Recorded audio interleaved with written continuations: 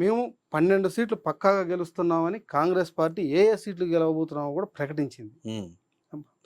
ధీమాగా ఉంది. అవును. అదే ధీమా బీజేపీ కూడా ప్రకటిస్తూ ఉంది. అవును. కానీ ప్రధాన ప్రతిపక్షమైనటువంటి బీఆర్ఎస్ మేము ఇన్ని సీట్లు గెలుస్తాము అనేటువంటి ఒక కాన్ఫిడెన్స్ కోల్పోయింది. ఇంతల్లో అంటే దాదాపు ఒక బలమైనటువంటి ప్రధాన ప్రతిపక్షంగా ఉన్నటువంటి బీఆర్ఎస్ పార్టీ వితిన్ 4 నెలల్లో అంత నమ్మకం కోల్పోవడానికి కారణాలు ఏంటి మీరు అనుకుంటున్నారు? అంటే ఒకటి, వాళ్ళు తినింది చావు దెబ్బ.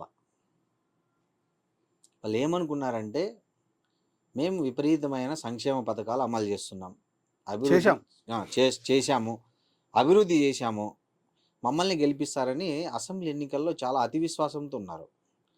మీకు తెలుసు, మీకు జర్నలిస్ట్గా మీరు కూడా చాలా చోట్ల తిరిగారు. కాంగ్రెస్ పార్టీకి కేసీఆర్ 3 నెలల ముందు అభ్యర్థులను ప్రకటిస్తే కాంగ్రెస్ పార్టీ రేపు నామినేషన్ లాస్ట్ డేట్ అనగా కూడా చాలా మందికి బీఫామ్లు ఇచ్చింది. నామినేషన్ వేసినారు కూడా ఇచ్చింది. స్క్రూటినీ దశలో కూడా కాంగ్రెస్ పార్టీ బీఫామ్లు ఇచ్చింది.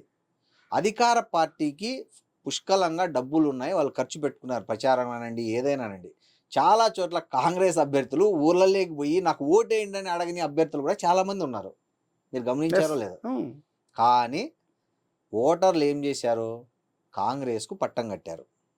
ఎందుకు కట్టారు అంటే మెయిన్ కారణం కుటుంబ పాలన అనేది విస్తృతంగా జనాల్లోకి తీసుకెళ్ళగలిగింది కాంగ్రెస్.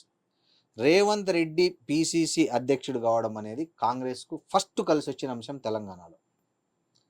ఆయన మాటకారితనం కావచ్చు, ఆయన చొరవ, ఆయన దూకుడు, స్పందించే గుణము, ఆయన ధైర్యము, కేసీఆర్ను ఏంద్రాన్ని కథ అని అనగలిగే అంత ధైర్యం, దాన్ని ఇష్టపడింది తెలంగాణ ప్రజలు. ఇష్టపడ్డారు రేవంత్ రెడ్డి గట్స్ని ఇష్టపడ్డారు. ఒకటి రేవంత్ రెడ్డి స్పాంటినియస్ ఇప్పుడు భూములకు సంబంధించి నువ్వు కబ్జా చేశావని చెప్పి అన్నప్పుడు జనవాడలో నీదేందని చెప్పి ఇమీడియట్ గా ప్రదర్శనకి వెళ్ళాడుగా.